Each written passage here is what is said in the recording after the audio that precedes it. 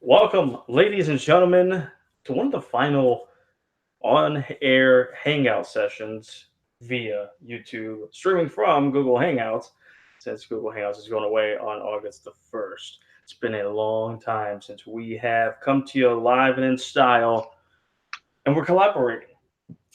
Did you see the man on the screen down there, Mr. James Beatley? He's got his own podcast called Taking the Bump. Taking the bump. Of course, we got our Episode. own. Haven't done one in a long time. Last time I did a podcast, the Capitals lost a game, so that's why I stopped podcasting. And that includes wrestling. I don't know why. Anyways, Beyond the Curtain is my podcast, so we're collaborating, doing taking the bump beyond the curtain. Take that as you want. Yeah, it sounds weird, but it sounds cool in the same instance. So, what led to this fantastic, wonderful podcast? Well, first, it starts with the fact that most of this is going to be in a collaboration of a certain somebody's view on AEW. Not that man, but his brother. His brother is a little weird. That's okay. Yes. But anyways, so this is a response to him, plus the fact that my boy down there and we like a little thing called All Elite Wrestling, AEW. I believe you've heard of it. It's a new thing on the block. And the new thing on the block is doing mighty well so far in their first two shows. So, Sure is. we're going to be reviewing a little bit about the All Elite Wrestling's last pay per view, which happened this past Saturday at the CEO Gaming Convention called Fyter Fest. Which takeaways overall about the pay per view, first of all, before we kind of dive in and kind of do a quick review on this show? Met all the expectations that Double or Nothing left us hoping for. It was actually one of the most recent pay-per-views where you go in to expect something and you actually got more out of what you wanted. You know, being used to WWE and they put these big, let's keep it PG here, big, nice matches together. Yes, I almost slipped and said a word that I shouldn't say on I mean, podcast. I'm not going to criticize you, but all right. They put this nice spectacle, grand spectacle, and then they drop the ball and they get you ready for a nice match. And it's nice to see for once a wrestling promotion that actually gives you more and exceeds your expectations on a match because they certainly exceeded my expectations. Maybe it's because I haven't seen these wrestlers really wrestle a lot and now I'm getting to know who they are. Maybe that's what it was. But I was honestly very happy, and my expectations honestly were exceeded with every single match in this uh, show. Yeah, absolutely. Um, I've seen some of these guys wrestle before, and I've already was already excited to watch this promotion and this show in general. Plus, seeing some of the guys that I've never seen before, some of the girls I've never seen before wrestle. It definitely makes it fresh and whatnot. Um, but it is what it is. And there's definitely some differences between the main salon, the main show in town, WWE versus All Elite Wrestling. But it's not as what a lot of town in AEW is calling it. It's not competition. They're not trying to go head to head with WWE. Simply an alternative, and that's all we can ask for. Right, and I think they've said it themselves. They're really not trying to start a what they want to call like a remake of the Monday Night Wars. They just want to put out wrestling and have another option for fans. Maybe the fans that feel like WWE is leaving them out, maybe bring them to make wrestling great again, what it was in Absolutely, the 80s. absolutely, and that's why I don't understand why people think that this is a collaboration that AEW is trying to beat WWE, nothing like that. It's just simply an alternative But of course, AEW pretty much became automatically the biggest paper, or not biggest, the second biggest promotion in the world based off of money alone, and Right. that's what the cool part about it is. So this is going to be an interesting in the next few months as they prepare for their television debut on TNT, and that's where a lot of comparison comes with WCW. That basically this is a WCW 2.0. How all Elite's back on the Turner networks, or wrestling's back on the Turner networks, Right. and a big money making person or people are back in the company, just like that Turner back WCW. But at the same time, it's still different. Um, Right. Tony Khan is a wrestling guru as far as historians go, and it's fine. It's nice to see that because Ted Turner was not that. He loved wrestling, but he didn't like wrestling, and Right. was not really influential into the creative decisions and stuff like that. Tony Khan is very hands on as far as the creative process goes, Right. and even the Young Bucks, Cody and Paige and Kenny have said, we're not executives, we're not this, we're not that, we're wrestlers first. So definitely different, but once again, it's not something that's supposed to be a direct competition, just simply an Right. alternative, and we're liking the alternative. Right. And I guess before we get deep down to the nitty gritty, we should let everybody know we're not here to bag on WWE. We're here to say, hey, we will still be fans of the WWE. We will still watch it, meaning we might have to be drunk on Jim Beam or some sort of hot, awful alcohol to actually watch a show. But we'll still pay attention to WWE. I'm actually very excited where that WWE brought Eric Bischoff and Paul Heyman to those new roles. We can talk about that in another episode if we wanted to. But I don't know. It's great seeing another show that I can watch that's not WWE, that's a little bit different, maybe a little bit the storyline. They focus more on, at least so far through their first two pay-per-views, big shows, um,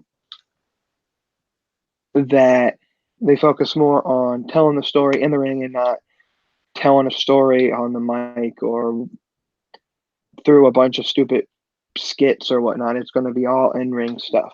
So that's refreshing. And anything that comes out that makes the wrestling better and the storyline writing better and all of that stuff, I'm all for it.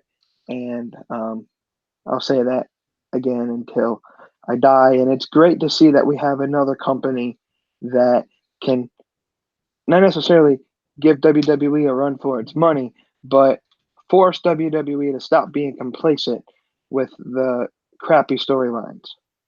Yeah, absolutely, absolutely. But like I said, different time of day, we'll get to all that stuff here. Let's quickly go over the match card results, sync what we give our opinions on each of these matches here, and see what we got going on here. So the opening match was Christopher Daniels of SoCal U Uncensored versus Sema, who is of the Strong Hearts from Oriental Wrestling Entertainment over in China. Pretty interesting match to start the show. This is the second straight, well, second only pay per view that featured SoCal Uncensored versus somebody from the Strong Hearts. They opened the show at Double or Nothing last month in May, so but a good, interesting match for sure. Definitely. So everybody kind of knows Christopher Daniels, so I knew him, and I like his style of wrestling. I think he's obviously towards the back end of his long and legendary wrestling career. Um, but Sema, Chima, however you say his name, um, I really, outside of these first two matches of AEW that he's in, haven't really heard much from him. Which one, it's great to hear new wrestlers and see their stuff and get that exposure.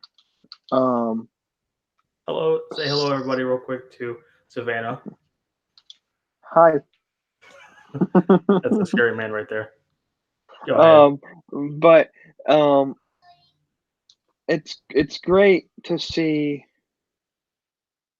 um these new superstars, and don't get me wrong when I say this. This was probably, if I were to rate them like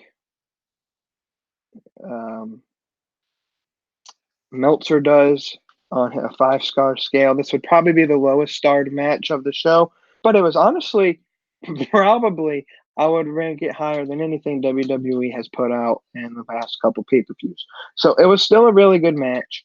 And you'll see a theme go out starting with this match and going honestly throughout the whole pay-per-view that AEW is going to allow even the superstars that end up losing their particular match to shine and get to go over with the crowd. And that's something that WWE hasn't done in a while. A lot of times, if you lose in WWE, it's either a squash match or in a fashion that you really are not going over. You're kind of getting buried by somebody else. And so Daniels loses this match, but he looked dominating for the beginning part of the match.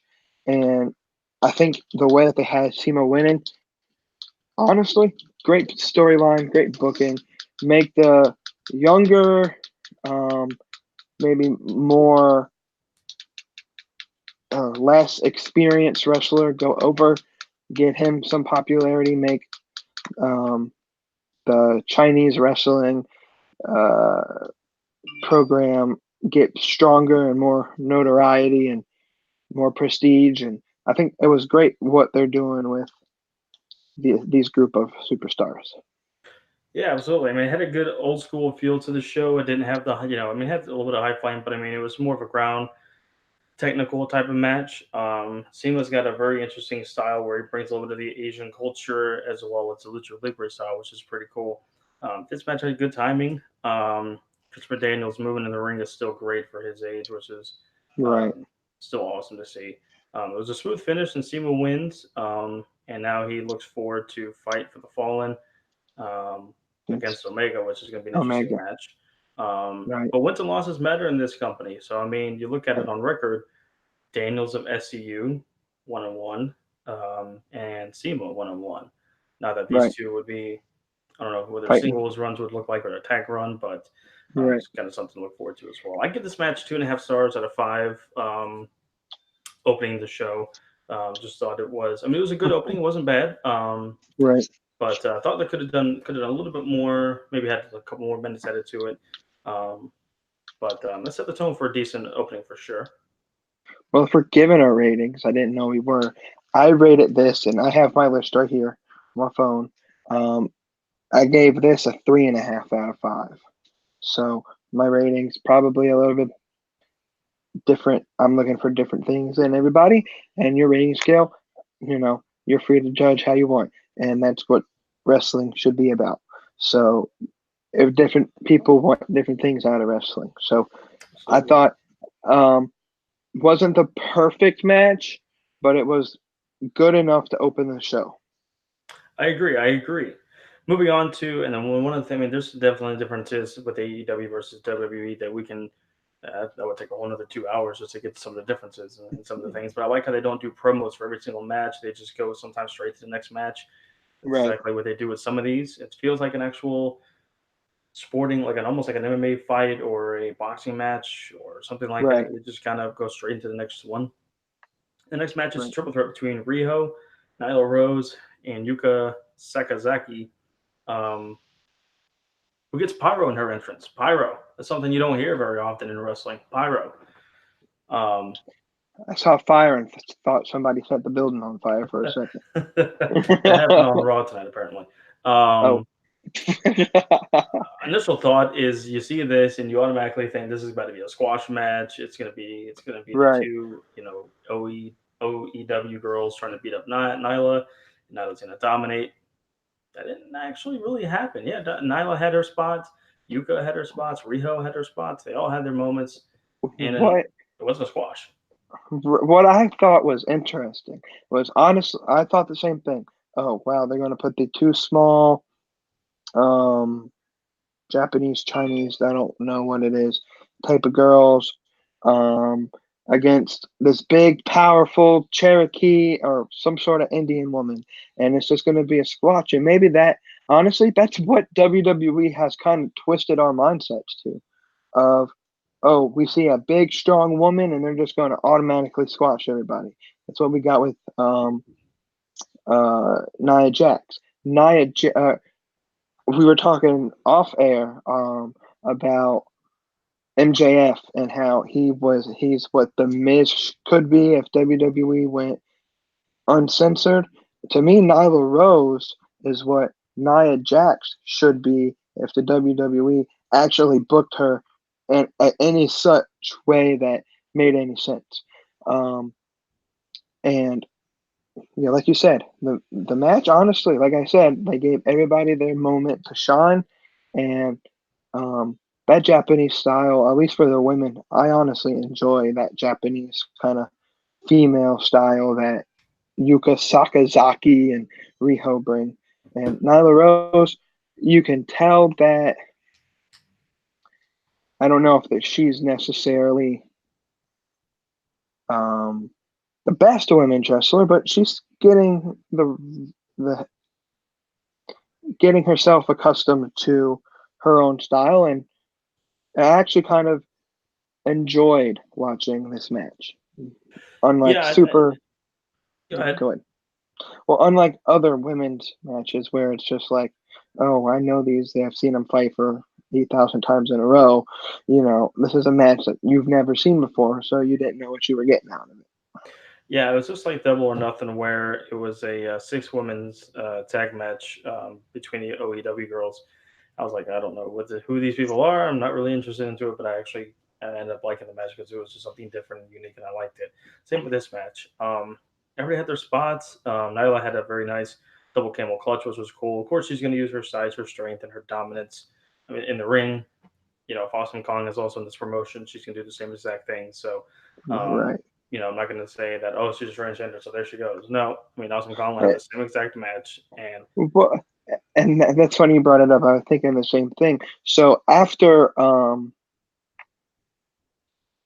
show Fyter Fest, I think it was Tony Khan was asked. What I like is they actually have like a media press after their show, it's where like an actual sports conference. You don't see that in WWE, which is awesome. It's pretty cool to see that. and Tony Khan was asked if intergender wrestling would be a play in All Elite Wrestling, and he said no. Essentially, he said no, that he's he doesn't want to, or he draws the line at, he's scared that people would see intergender wrestling as some form of domestic abuse. So if he got what he wanted, maybe down the line, possibly, but initially, no intergender wrestling. And some stupid mark on the internet said, "Well, you have Nyla Rose fighting against women, and she's a transgender." And the thing with professional wrestling is where it differs. It's we all know the differences between, like, obviously, and this could be a bit of a political stance, whatever. We won't get there, but I can see how people would be upset if Nyla Rose was fighting, like UFC fighting against actual women, and people would be upset there. This is professional wrestling. There are big girls all over the place that are actually born females, and your political opinion should be left aside. It's an entertainment form. It's a artwork. It's At the end of the day, I'm not going to be like, that's a guy in that ring.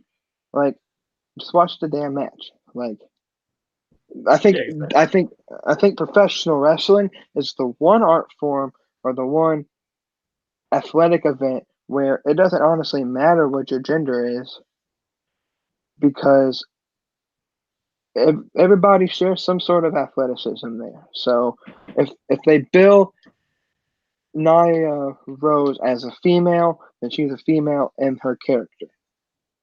So Exactly that's right. how I see it. Yeah, absolutely.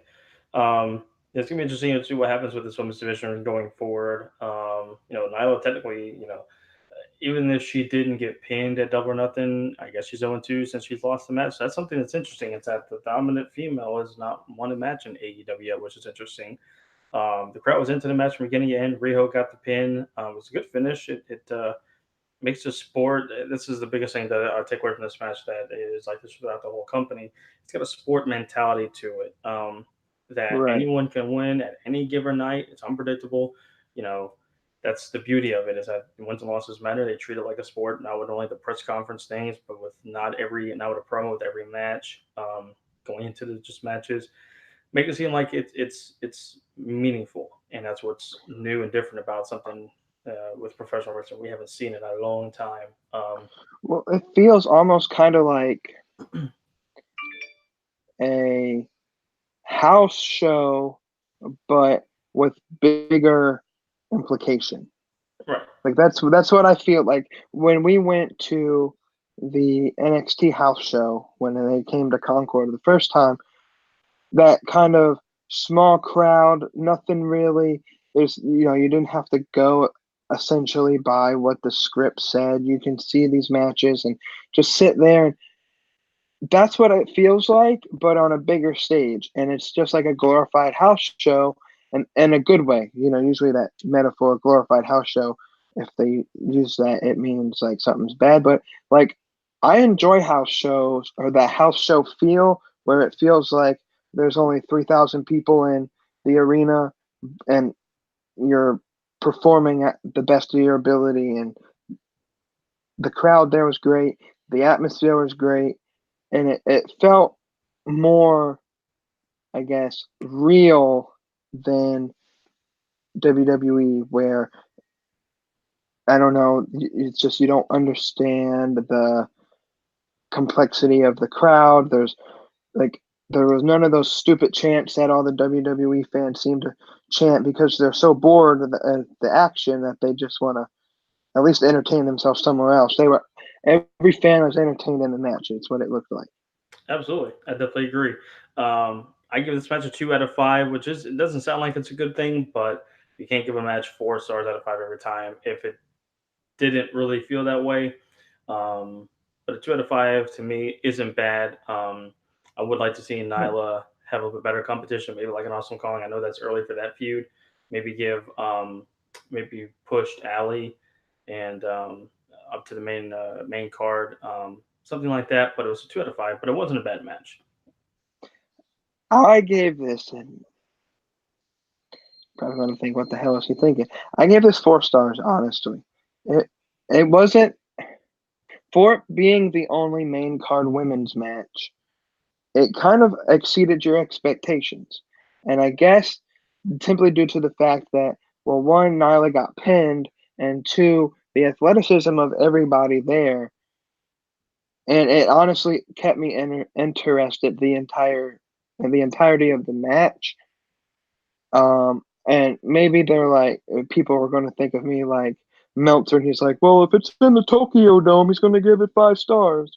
But I think this is honestly a better match than what it looked like on the card, and that's why maybe I'm overselling it. But I gave it 4 stars. On to the next match, number 3 in the cards, a four-way between Maxwell Jacob Friedman, MJF, Jungle Boy, Jimmy Havoc, and Hangman Adam Page. I like that they're using a bunch of their talent, trying to get these people who maybe we haven't seen, like a Jungle Boy, like a Maxwell Jacob Friedman, even though he was on the buy-in at Double or Nothing, and a Jimmy Havoc, all to get exposed, get their name out there so people can see that. Kip Sapien was a guest commentator, and he actually faces the winner of this match at Fight for the Fallen in a few weeks. So, added little touch there, having him on commentary. The commentary Uh, team is interesting to begin with. Golden Boy was on there, and Excalibur was there, and Jim Ross it was interesting, just different. I think within due time, the chemistry will be there. They're not right, awkward per se, but they just you can tell, of course, they just need a little more time together, and they'll right, they'll, right, they'll right. mesh with each other. Um, It's yeah, I guess maybe people are going to talk about Jim Ross doesn't sound like his old 1998. He broke him in half self. Stop the damn match. He kind of sounded more relaxed and laid back, and I don't know, it's a different side of Jim Ross that maybe he gained experience after leaving the WWE. mm, And chemistry's not there yet, but Excalibur got better from Double or Nothing to Fyter Fest. So the hope is that you can't build a commentary team's chemistry over two pay-per-view events. It's going to take some time and practice, and that I think it'll work out. I think it's not the greatest commentary team, but for what it is, that I think we can see progression in the upcoming events. Yeah, absolutely. So with the match, definitely fast-paced match. MJF cut a scathingly good promo at the beginning of the match. This guy's got to be one of the, if not the top heel in professional wrestling. At the People mere compare him to a age, Miz. Yeah, people compare him to a Miz or something. He's his own guy. He's a yeah, young, arrogant, cocky dude who is witty. He has great comebacks, great lines, and he just all in all, a really good trash talker. he keeps kayfabe in an era where it's hard to keep kayfabe. You ain't kidding. You ain't kidding. Um, Good pace to open the match for sure. Jungle Boy hit an insane backflip on the outside where he basically just it looked like he was going to jump up to the top rope, and instead he just kind of did like an incline and just sat there with his arms just kind of dangling, and then just kind of kicked the top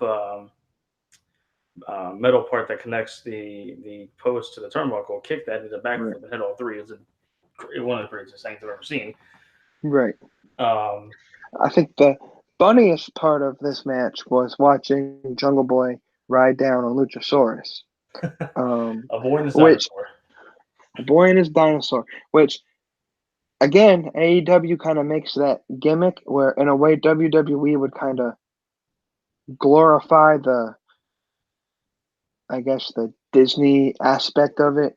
It was just a dinosaur and a guy riding on a dinosaur. Like they're not glorifying it, kind of like the No Way Jose Conga line that seems like the Rosebuds thing all over again. Um, it was just a guy riding down on a dinosaur. They didn't make anything of it. It's not a big spectacle, but it was hilarious, and it got people like kind of interested to see what happens with them. And he didn't interfere with the match, which is great because all the That's times rare as well. you see somebody ride down on a dinosaur, or they ride down with pancakes or whatever, and usually whatever they're bringing down the ring is going to be take some form in the match. I'm just so happy Luchasaurus didn't interfere in this match. Yeah, you ain't kidding. I mean, the crowd was chanting Jungle Boy. Definitely an interesting character. A guy that's very good in the ring. He's small, but man, he can fly. He's fast, but he's really good. He Haley and I, which is my girlfriend, um, who we saw her and her daughter just a few minutes ago. She wanted to say goodnight, so that's why she did it. And it's never a bad thing to say goodnight to your daughter. So I had to do that for her. She crazy with going to bed. I swear, I give her credit for doing it. Um, that's like her favorite wrestler early in AEW is Jungle Boy, just because his character is crazy, and he's a good wrestler. I'm not gonna lie. So Mm-hmm. it's a cool little touch there and added it onto there. So you're welcome, sweetie. Um, Only negative about this match, I don't know if you saw. I'm sure you did when MJF was going for the sharpshooter and Page reversed it into his own version of the sharpshooter. He turned the wrong way and it Yeah, looked really bad. And I was yeah. like, yeah, you know what? Just leave the Sting and Bret Hart for the sharpshooter stuff. um, Uh, yeah, I mean, if that's the one thing that you can pick on in a match is them turning the wrong way on a sharpshooter, you're putting on a pretty damn good match. Like you ain't kidding. I agree with that. I could probably watch one match on Monday Night Raw and be like, there's 27 things wrong in this match. Pretty much. And And, it's sad. I, and again, not picking on WWE for the solo. I could probably say the same thing about Impact and ROH and a lot of these other companies. If that's the one, I think the one thing that did make this match a quote unquote 5-star match, because it was pretty close to one, was kind of the lack of, I guess, a climax. You didn't really see a climax in the match. So you saw a bunch of people wrestling and bodies scattered, and that was all great, but you didn't see like that point where it's like there's where Paige was going to win, or here's where Jungle Boy's going to win. It kind of Paige threw MJF out the ring and pinned whoever he pinned and won the Yeah, match he had that way. the dead eye on well, I believe it was Jungle Boy he pinned. I think so Or, because or Havoc maybe kind of I think it was Jimmy Havoc. Either way, hit the yeah, dead Havoc. eye, got the pin, and Page wins the match. Keeps momentum heading towards All Out, where he faces Jericho for the world title in a couple months. I don't know if he's doing anything here in a couple weeks for Fight for the Fallen. I think I he don't remember what his spot on the card, but I feel like he does have a match. Yeah, I have to look that up as we do maybe a preview here in the next maybe a couple days, maybe a week or so. Yeah. But yeah, keeps momentum. He's 2-0 in AEW. He won the Battle Royal to have a shot at the first chance at the AEW World Championship. So he keeps the momentum and is 2-0 in All Elite Wrestling. So that's gonna be an interesting match to see. And we'll do a preview It podcast for that as well.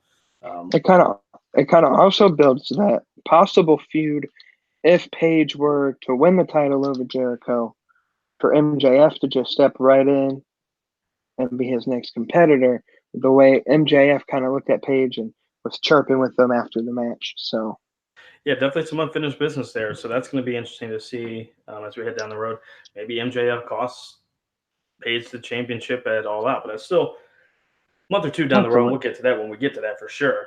And speaking of unfinished business, this next match had a Yes, lot of sir. I unfinished was getting ready to business. say, boy, that is a good transition into match number 4 on the card.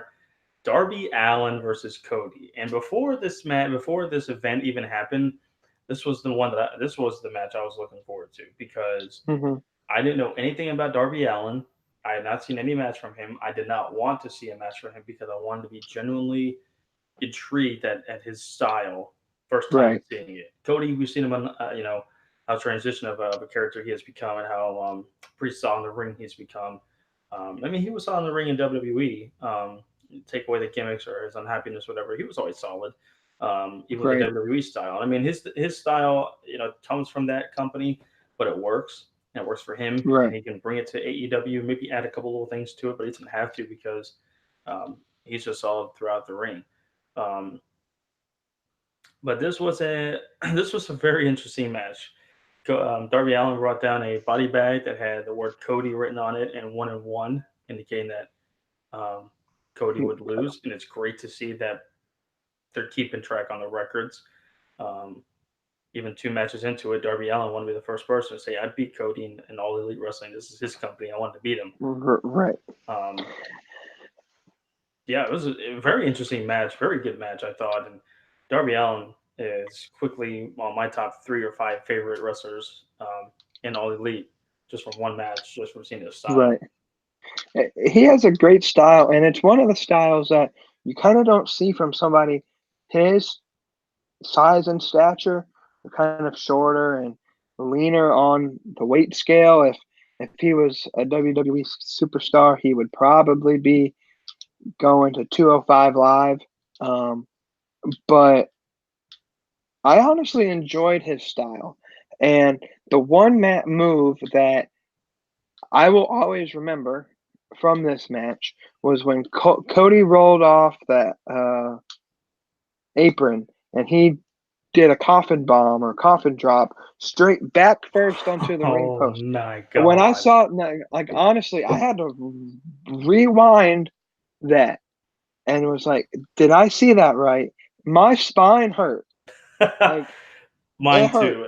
You can ask Haley when we were watching it. She was sitting. We were sitting on the couch watching it, and I basically almost like fell off the couch because I was like, "Oh, that didn't Yeah. look very good at all." Um, Like, and that's the thing. Like, I don't. There's a line for me between overboard and just perfect for your gimmick. Um, he didn't go overboard with that. Like, there's a bunch of people that feel like, and we'll talk about this very shortly about um, AEW going overboard with some of um, their stunts, and I honestly nothing in this pay per view, in my opinion, was extremely overboard. There were some spots that I guess coming from a PG WWE era you wouldn't see in the WWE, but it wasn't overboard. And we'll talk about that later because very shortly something happens that took a lot of criticism. But that's that one move. And immediately there, I was like, he's gained my respect because I wouldn't take that bump. I wouldn't want to dive backwards, not knowing exactly where I was going to land. And he took that bump and he took it like a champ. And even though I think the match ended in a draw, but it ended in a draw in such an a good way. You know, whereas in WWE where they have those stupid like, oh, you cost me a match type of draws. This ended in a time limit draw. That's the one thing I like about AEW is they're actually bringing the time limits back, so you Yeah, can kind of actually have the feel of like, oh, the match is at 20 minutes. Who's going to win it? You know, you have that exciting feeling of like this match is going to end one way or another, and it almost honestly feels again like a sporting event, like a football game. When that time hits zero, you better be winning. You know, you better have the 3 count in this instance, or more points on the board when the clock hits zero. So it feels really good to see these small things in this company. But yeah, Cody, I already had much respect for him. I liked him in the WWE. His just didn't have the right gimmick. I feel like in the WWE, his what he's created outside, I love it, and I can't wait to see him continue to kind of create his own character. And Darby Allen, never heard of him. I was like you. I was like, who is this guy? Like, so and I'm intrigued, and it kind of wanted to make me watch more or see where he goes in AEW, but kind of watch some of his other matches to see really what he did. Because obviously he's good enough to sign with AEW. He had to have a pretty successful career elsewhere. And hey, I was satisfied with this match. What would you rate it? before we get to that rating, we didn't even do the rating for the last match. Oh yeah, I gave that Fatal Four Way a 3.5 out of 5. By the way, yeah. I was a little bit more on the 4.5 out of 5 out of that one. understandable. Yeah, before we get the rating for this one, Darby Allen and his spots and his bumps are insane, but that's his character. He doesn't care, and Right. he doesn't. He's infuriated to pain. It seems like, and that's what his character is. I mean, people are going to say this is too much of a spot fest. He does this too much. He does that too much. Listen, And the fact that the body bag was actually used in a actually pretty creative way. yeah, it was, and that also brought a little bit more dynamic to the match, and it was just all around just a pretty well put together match, especially for Darby's first match in AEW and Cody fighting a guy that's smaller than him, but faster than him and has some pretty good skill, but just a totally different match. And Cody is that good that he can have match with just about anyone and make it look good. Um, Right. but yeah, Darby doesn't care for pain. He'll take insane bumps from anywhere, um, and that's what's going to make him very unique. But he's got to be careful, of course. But hey, he's the pro that's getting paid. We're not. So I mean, hey, all You're right. the consequences, man. All are more towards you. Um, And speaking of knowing the consequences, yes. Right before we give our rating for this one, at the end of the match, Mr. Sean Spears, Perfect 10, comes out with a steel chair in tow and cracks the hell out of Cody's head. And Cody gets a pretty deep cut, bleeds pretty bad, and the crowd is stunned. I mean, silence. And right? we were like that for at least a good 5, 6, 7 minutes while they were checking him out and then getting to the back. It was just one of those, that really just happened? Like, that was an unprotected chair shot. Like, And maybe because it was, but the way JR and the rest of the commentary team reacted, it was probably most likely because they didn't know what was going on. But that that was great because we didn't know what was going on either. So it kind of led to like this intrigue on what's going on. Is like, was this a shoot or was this gimmicked or part of the plan? And I feel like I don't not necessarily the whole needing 12 stitches and losing a lot of blood. I don't know if that was necessarily part of the idea, but the unprotected shot, at the end of the day, Kody turned his head. He doesn't have a concussion. I feel like this wouldn't be such a big controversy had he not been cut open. Not if he hadn't have lost all that blood. Because yes, it's a risk. And yes, we know a lot about concussions and CTE and all of that stuff. But at the end of the day, he didn't have a concussion. It was it looked like a bad hit, but you can tell he didn't hit him at full force. Just watch the replay, you can see him lit up right as he makes contact. yeah, And that's a plan. And I mean, listen, and obviously, Tony Khan said this in his interview with post event. You're not going to see the middle fingers and the massive amounts of cussing and the blood and stuff like that on the TV show, mainly because they're not right, all about that. And we'll get to the main event here in a little bit and just show how it's not going to be like that every single match. It's not going to be like that every right. single event. It's just a rare occasion that just fit for the match style, fit for the mold, and that stuff is going to have it on pay per view because they can do it on pay per view. Um, whereas you're not going to see this kind of stuff on national television because, of course, come on, really. Right. At the end of the day, though, they're the professionals. They're taking the risks. And as much as people don't want that and they can complain, hey, that's a concussion thing. Don't do this. Don't do that. Listen, at the end of the day, it's their bodies. They are signed up for it. They understand the risks that go involved with it. Um, And I feel like AEW planned for it. They had a doctor backstage already. yeah. He was there the entire night, and it's not like they were like, "Oh, it's not that big of a deal." Like No, they made he it went a damn sure he big went deal. he went through the protocol. He went through everything that you would if you got a head collision in football or whatever, and he was cleared. So again, like I said, I feel like the only reason this is such a big controversy was the fact that the chair busted him open. Yeah. What would you give this Um, match rating? this was my one of my favorite matches of the night. Not my favorite. Um, second favorite.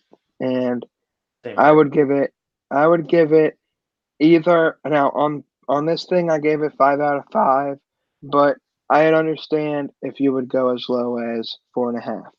It was a pretty good match. I went four Um, out of five on this. Our rating scales are different, which is fine.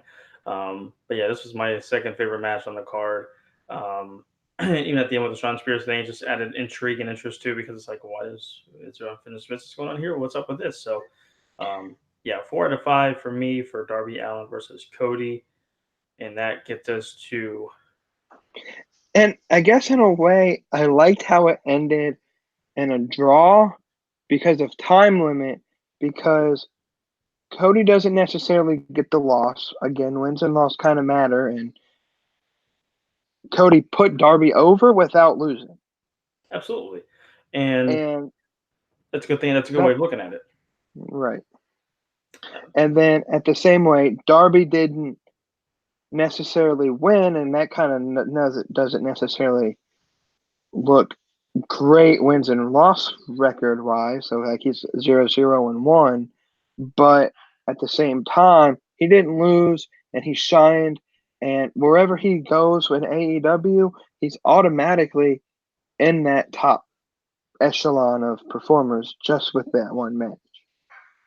Yeah, absolutely. And that's one thing that, if I had to ask Tony Khan a question, of course, the wins and losses matter.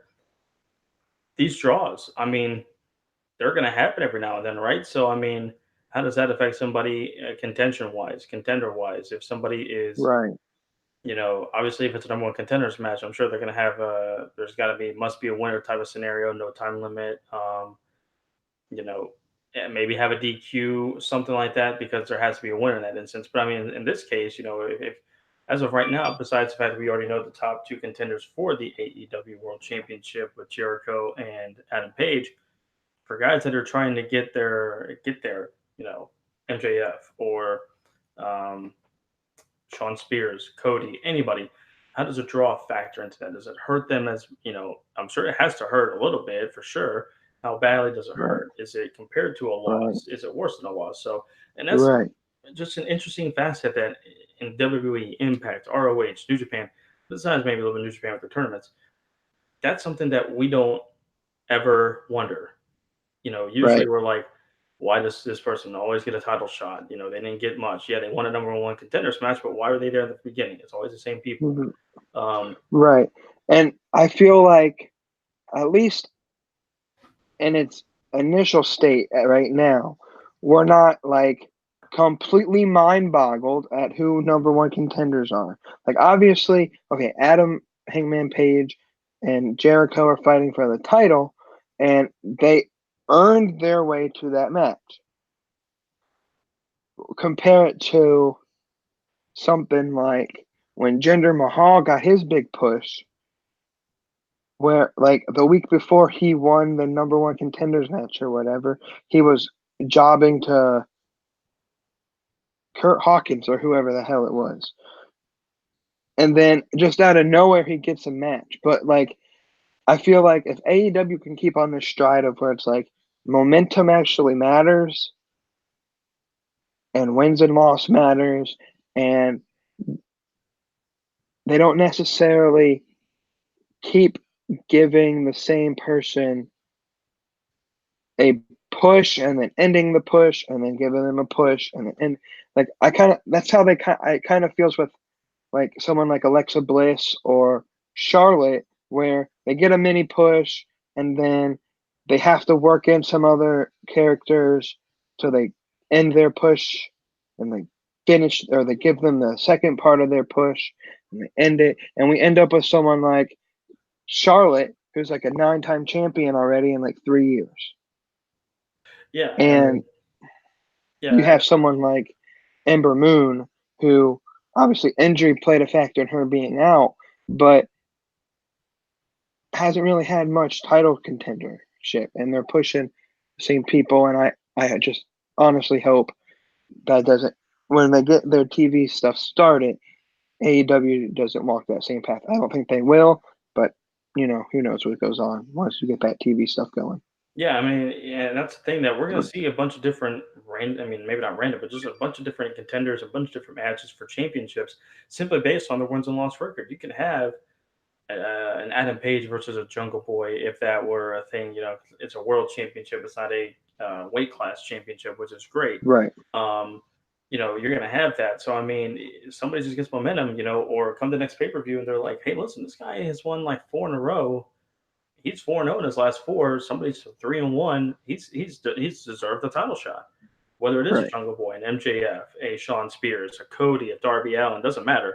Um, it's going to end up having some intriguing matchups and reactions and stuff like that. So that's right, just from here on out, it's definitely going to be interesting to see. right. Next match on the card. To me, this was my favorite match on the card. This was an awesome match. 6-man tag action. The Lucha Brothers and the Laredo Kid versus the Elite. The Right. Elite. The Elite. The elite. The Young Bucks and Kenny Omega. This is where your Jim Cornette of the world, maybe a Randall Beatley of the world, um, are going to hate this match because it's kind of a spot fest. But I mean, it's just not every one of these matches have had this. They're all different in their own unique way, and this But match it was was it amazing. was a spot fest in the greatest sense of the word. Absolutely. Absolutely. because they didn't go like, oh, super kick, super kick, super kick the whole match. Well, It listen, was there was a like, point where everybody got a super kick, but yes. but it was entertaining the way that like they made it entertaining. And then when um they did that spot where Omega and the Young Bucks did like the Street Fighter poses. Like Yeah. that was great. It Yeah. was entertaining. It drew upon what the fans were there for in the first place, the gaming conference. And it felt real. It wasn't like our truth coming out and attacking um Drake Maverick behind at his wedding, kind of spot fest with a roll up pin and all of that. That's entertaining to some extent, but it gets boring when they do it 7 times in a row. Yeah. Or that spot fest last Monday when our truth became a champion 4 times, I think, in one night, and EC3 had the title, Cedric had a title. They're all champions now, but they held it for like 7 seconds. Yeah, I mean, while I think that 24/7 title has definitely made WWE more a little bit more entertaining and provide some entertainment value to it. Um, yeah, I don't know if you really want to call it a major title. It is a title, but I mean, Right, it is what it is. But getting back to the match, I mean, it was entertaining all the way through it. I could watch these two teams fight all day and not be tired of any match because they're so good. I'm be right, interested to see yeah, if Laredo Kid is going to be in AEW from here on out. If that was a one-time thing, if that was going to be sporadic appearances, it'd be cool to right, see him in there for sure. Of course, with it being a video game conference, you're going to have somebody dressed up in a video game type of character or characters, and that's the Young Bucks and Kenny as they dressed up as their Street Fighters. I think I don't remember what character Kenny was. I could have looked this up, but I didn't. But I know Ryu and Ken were the Young Bucks. right. It was still pretty cool. Um, both teams were just You so. know, Go and ahead. you know, somewhere in the background, Xavier Woods was marking out. Oh, absolutely, absolutely. All three of them. I mean, AJ as well. I mean, that at the same, they're definitely happy for them, and they're like, man, now we gotta. If anything, it's more of a rivalry for that. Of all right, now we got to do Right, something for our ring gear at a SummerSlam or Survivor Series or Rumble or Mania, and have a great right. outfit for that. So that's pretty cool. Um, these two teams are just fantastic, athletic wise. Yeah, they both can fly. Even Pentagon Junior can do some really cool stuff with it as well. Um, everybody got their moves in. Everybody got over. That's one thing I really liked about this Okay. was everybody got their time in. Everybody got their move set in, both the team wise, the double teams, the triple teams, and one on one action. Everybody got their pretty big moves in and had time for that, which is awesome. The Spanish Fly, I believe it was Phoenix to one of the Young Bucks from the top rope to the outside was Yeah, really sweet. That excellent. was cool. I think it was Matt Yeah, who was on there, and he botched getting onto the rope. yeah, It did. I mean, it didn't really miss a beat. It was just like, oh, watch this up now, and that Spanish Fly was perfect. right. It was amazing. Yeah. Um, so I didn't know who Laredo Kid was. Big fan. Not big fan, but a fan of him now. I like. See, I don't know. It's that luchador style.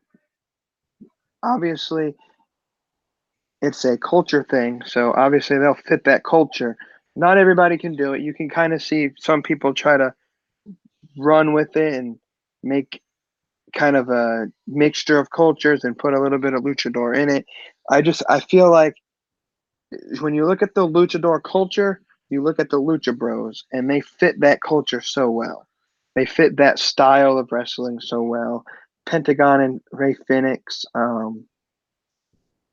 they're probably outside of the Young Bucks, or well, the Young Bucks and then the Lucha Bros, I would say are the top two tag teams in all wrestling anywhere. They're at the top of their game, and the fact that they are in the same company, like it can only mean good things for the tag division there.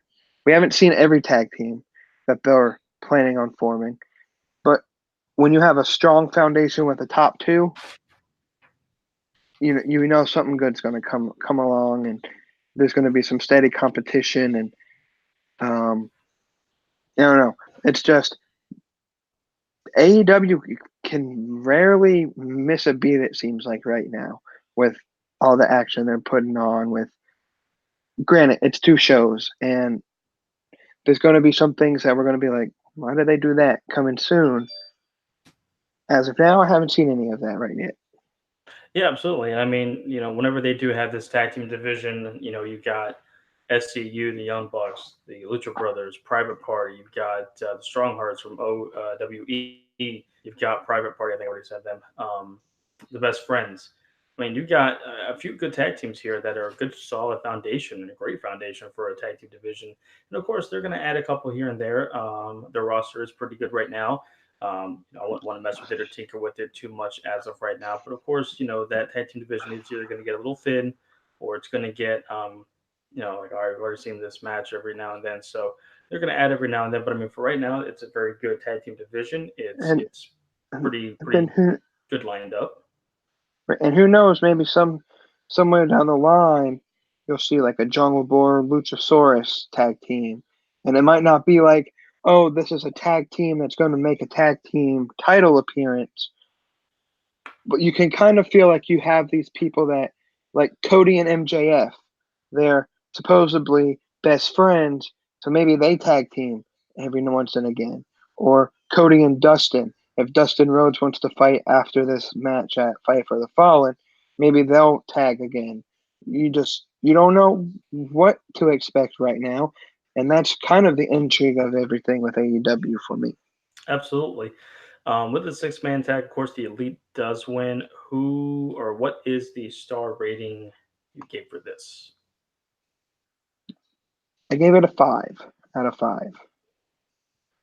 It's very hard to get a perfect one for me. I give it a 4.5 out of 5. But this was pretty close, pretty darn close to perfection for me, but it was still a very good match. And that leads us to The technically and not technically the main event. It's a non-sanctioned match, which was cool to see right. and old school to see that AEW was like, listen, we're not sanctioning this match. You guys can fight and beat the hell out of each other, but we're not saying that this is an AEW sanctioned match. This is the main event of a show, but it's not something we're And promoting all the way.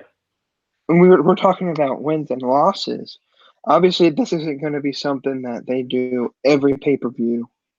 But like, for instance, this match, what does it benefit or what does it not benefit to win or to lose this match? It's not sanctioned. It's not in the record books. So therefore, wins and losses don't matter in this match.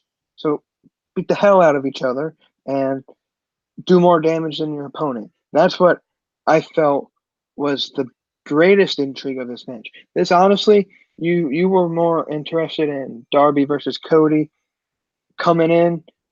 I was really interested in Moxley versus Janela simply because I never watched Moxley pre WWE, his CZW days, and I haven't been. I have just recently seen Janela highlights. So it was two superstars that I knew about, but I haven't seen them perform in their specific characters. And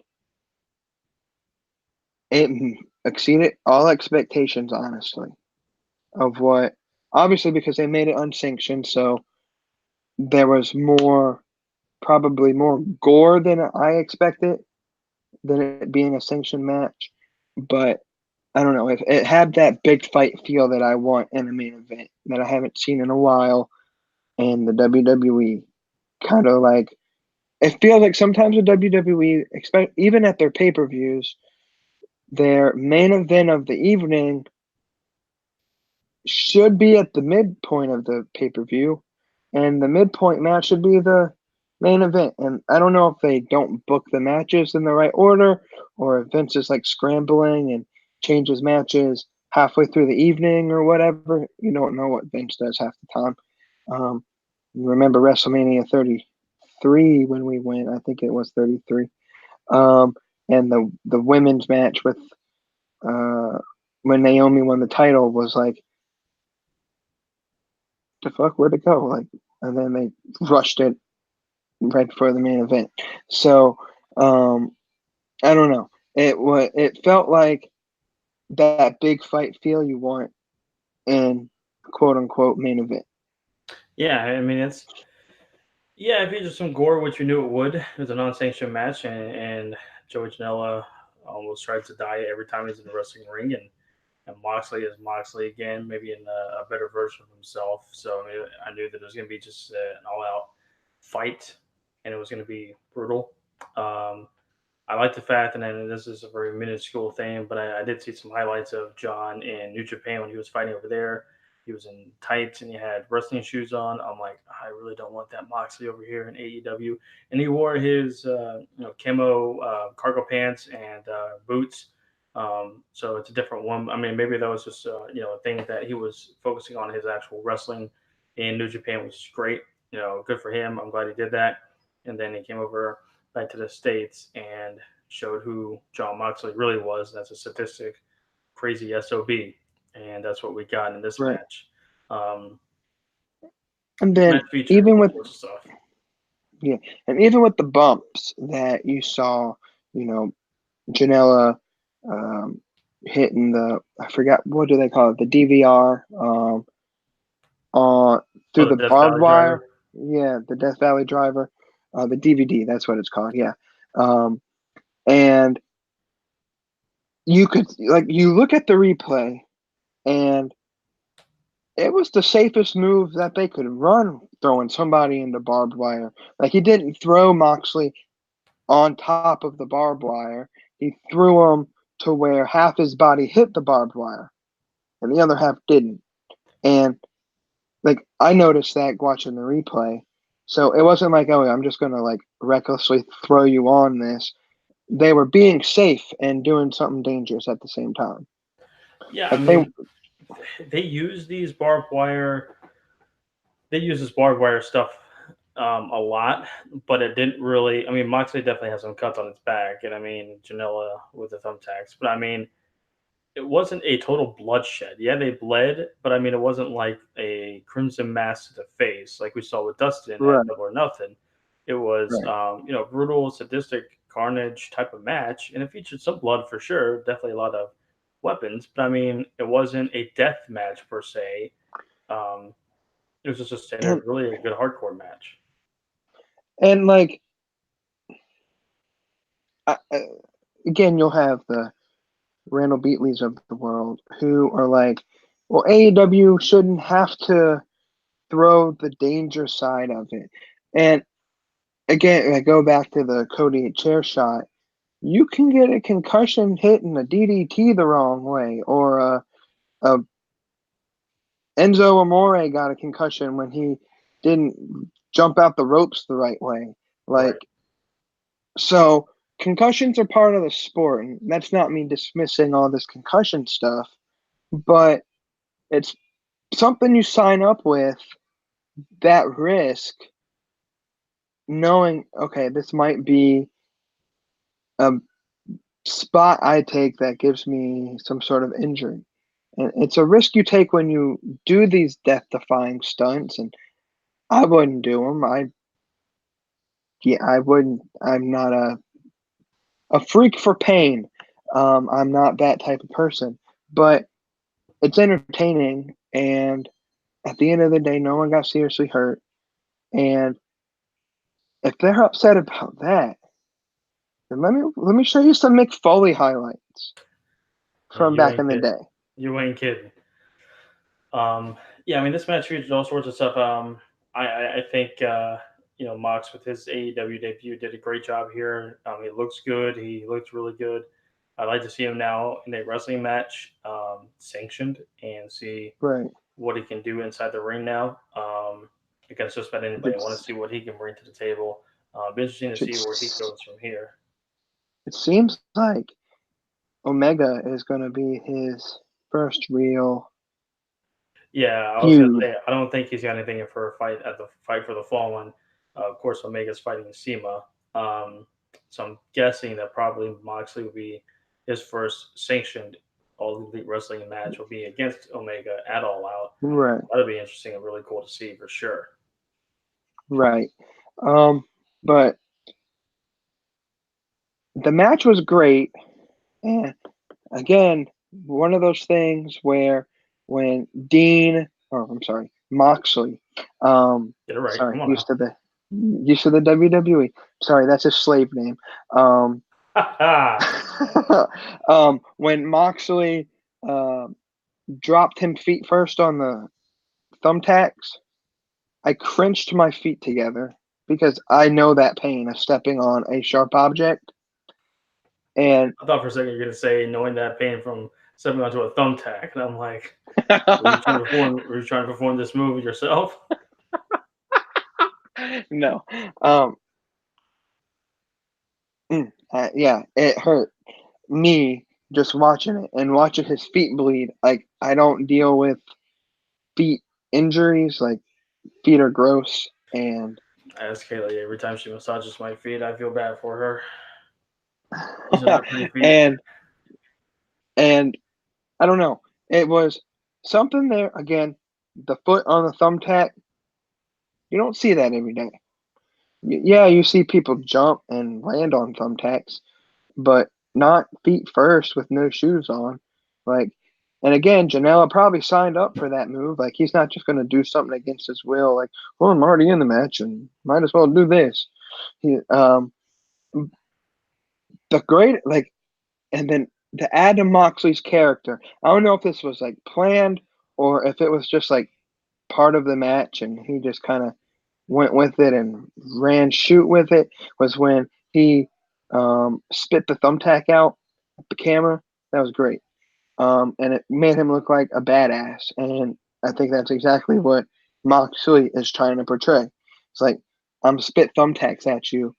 Don't fucking mess with me. Like, Yeah, it was that was pretty crazy. And I mean, I the whole match was not cringeworthy from a bad perspective. It's like I don't want my body to ever feel like that. And there were a couple times where I cringed right, up, and even Haley was like, "That does not look good." I said, "No, it doesn't." I mean, not only the feet first spot, but then he did a double deeds, which I don't know what he calls that. Besides the double underhook DDT, I don't know if he calls it something else.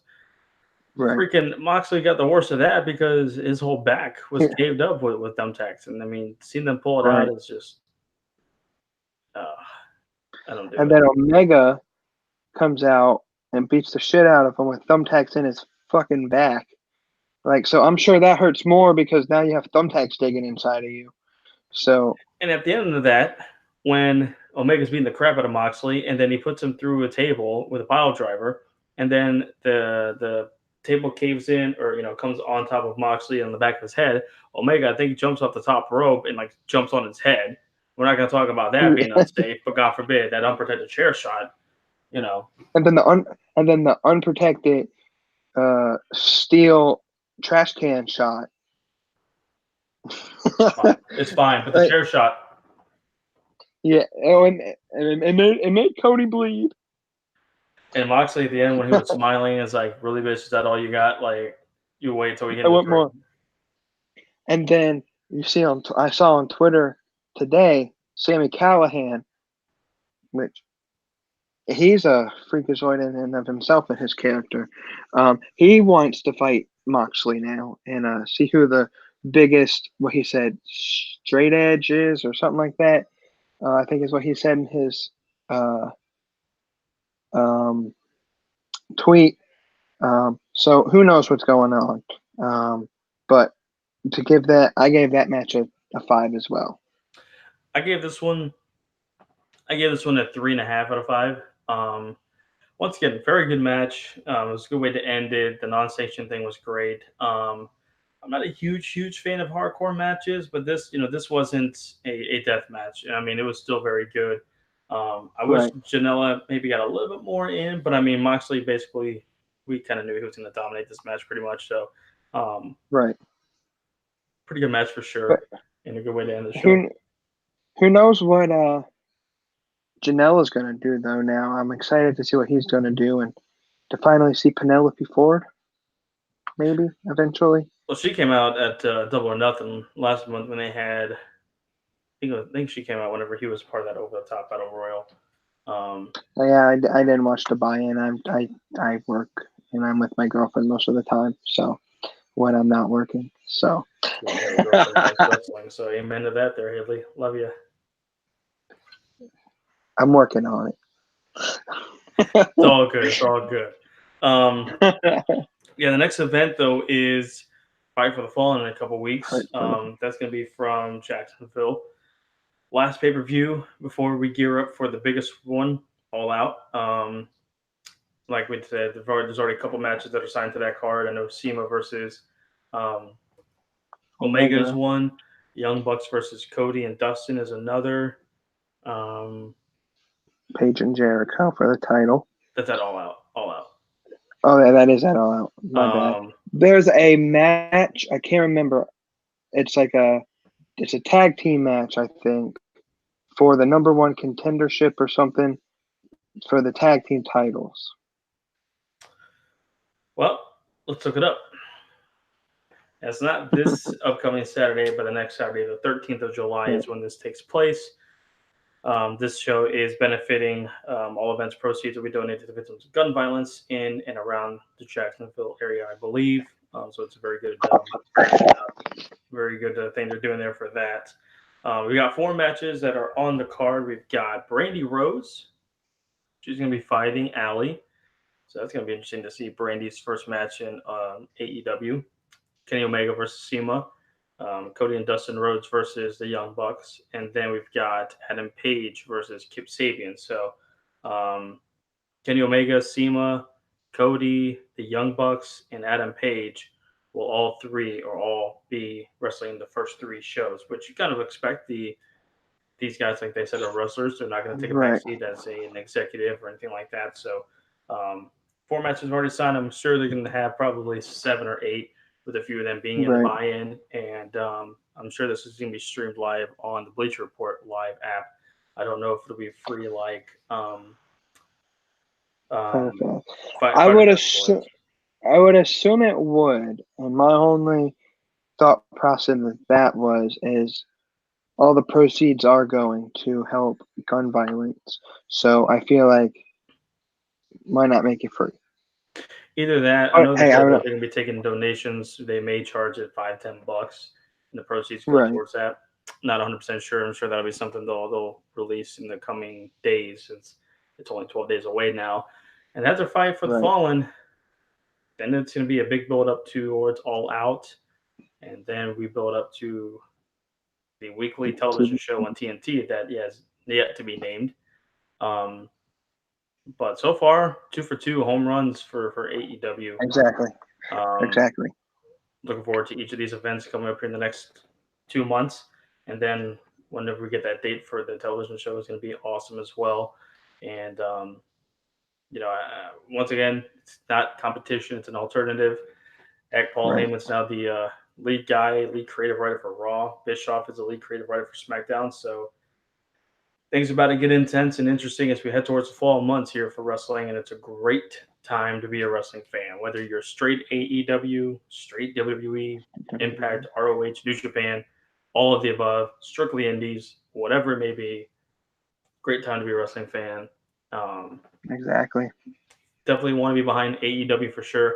Not throwing WWE out of the picture. I'm always going to be watching them because you always want them to be Right. doing good, and we know they can do better.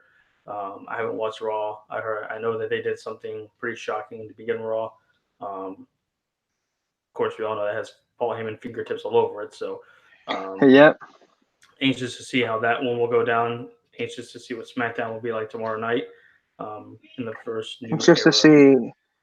Anxious to see if Corey Graves gets fired for his holy shit bomb. Yeah, I heard he did that on Raw tonight. So it's going to be interesting. These next few months are going to be interesting. WWE is heading towards SummerSlam. That's their big August pay per view, and AEW is going to have All Out. So it's going to be a big big next couple months for sure for these two promotions and for wrestling in general. So it's going to be interesting.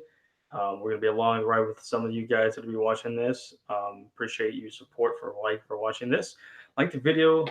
This is on my personal YouTube page since I couldn't get the Outlaw Sports Network up. So subscribe to my channel if you want. I don't do many of these, so if I don't get that password, I guess I will be doing most of these on the personal page. So I guess go ahead and subscribe to it. I know you still do some of your podcasts, so go ahead and plug away for that there, sir. Yes. New podcast called Taking the Bump. First episode on Anchor, the Anchor app, also Spotify. Have a Facebook page, Taking the Bump. New episode. Don't know necessarily when it will be posted, but it will be soon. Probably will be doing my own recap of Fyter Fest and looking forward to Fight for the Falling. And I am more obscene on my own personal podcast. So hopefully in the upcoming days it'll be on Apple Podcasts and all that. But you know how Anchor works; it takes like 3 weeks for them to get their stuff together. So it's on Spotify. So I'll share all that on the Facebook page, and I will follow the next couple months. This is a good time to be a up-and-coming podcast person too, with all the wrestling news that's coming out and see what's going on here. Like I said, I'll always be a WWE guy, but AEW is so far 2 for 2, and I'm excited. Definitely because you get more exposure for some of these guys that you don't get to see all the time because they're in New Japan or they're overseas and small programs. And I don't.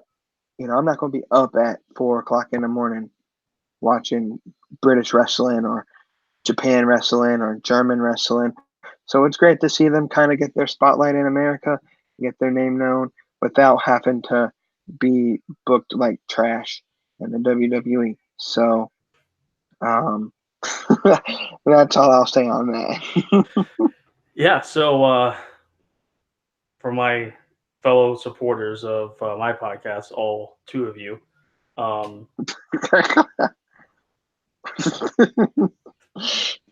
don't know when I'm putting out the next podcast just by myself. Stay tuned. I'm hoping within the next coming months I'll be back up and running with that. But then the hockey season is going to be coming back, and then all of a sudden it's going to get turned upside down again. So stay tuned to my personal Facebook page, TBA, to be announced when the next one's coming up. Coming fall 2022. At this point, yeah. Since I did it, my recap on for Fyter Fest here, I may do a preview for Fight for the Fallen. Definitely gonna have a big one. Maybe me and James will be doing one again for All Out, either preview and recap recap. That'd be pretty cool. Maybe we'll put Mr. Cornette. Maybe we'll put Mr. Cornette, Randall Beatley on. Well, I was gonna say is hopefully soon we can collaborate with him because I got a bone to pick with you, bud. He's calling you out. Fight. We're going down to Chinatown, and I'm taking you down. He's calling you out. Yeah, you and your Nazi WWE crap. This dude, he ain't ass. I'm sorry that Dolph Ziggler hasn't come out of his comedic tour because he sucks at comedy to come in and do wrestling for 3 months and still can't win. But it says he's gonna leave after WrestleMania, but somehow it's in the title picture. So I don't want to hurt nobody else's feelings no more. I'm gonna say about that. But I am challenging him to a podcast sometime soon. A podcast battle. Accept the challenge, bitch. Well, we might as well end it here. That's my only non-PG word for the night. I apologize for if I offended anybody, including dogs that are female. It's after 10. It's okay. Oh, then in that case, no, I'm just kidding. Alrighty, let's get back to business. Yes. So appreciate you coming on here and giving a nice little recap, a little bit longer than what we had thought, but that's all right. Hopefully, the next podcast will be updated soon for both his channel and for mine. Stay tuned to our Facebook channel. Outlaw Sports Network has it all covered for you. Yep, Hopefully, something on the YouTube channel will come by whenever we get the password. I may need Randall Beatley for that, so I'm gonna go ahead and accept my apologies now and ask for the password whenever you do have it. Send it to me in a DM on Facebook, please, because I don't have it. Yeah. So until then, keep updated with our social media. Outlaw Sports Network on Facebook. I have a Twitter page as well, Outlaw Sports Network there. Um, and stay tuned to what's coming in the future, guys. All Elite Wrestling is hot. WWE is hopefully turning a not. corner here with these um, two guys, Bischoff and Heyman at the helm, but we'll see. And of course, there's always other promotions out there for you guys you can follow. It's not always a one trick show. There are plenty of shows out there. Support them all. Follow Defiant Wrestling in England. Yeah. Formerly known as Who the What fuck is Culture that? Pro Wrestling. Formerly known as What Culture Pro Wrestling. All right, But that makes sense. I follow New Japan Pro Wrestling. once a year. That German show that Killer Kelly's always on. Killer Kowalski, he did. Killer Kelly. The woman. Never heard of her. Never mind. I'll Never talk to you about her later. I'll talk about her later. I'm scared. I follow AEW and WWE. AWX is kind of like them. I don't know much about them. Randall Beatley would be able to one to tell you all about that. Anyways, support indie wrestling, support major wrestling, support every kind of wrestling because it's a great time to be wrestling. Wrestling is great. Wrestling is great again. Yes. And with that said, Trump 2020. Anyway, so with that said, we're gonna get off here now before we both die. So thank you everybody for tuning in, for watching, for the couple people that commented. We shall see you guys again soon. I hope you guys enjoy a great rest of your evening. If you're listening to this in the morning, have a great rest of your morning. Have a great rest of your afternoon. Have a great day. And we'll see you guys soon. As Kenny Omega says, goodbye. Good night. Bang. See you guys.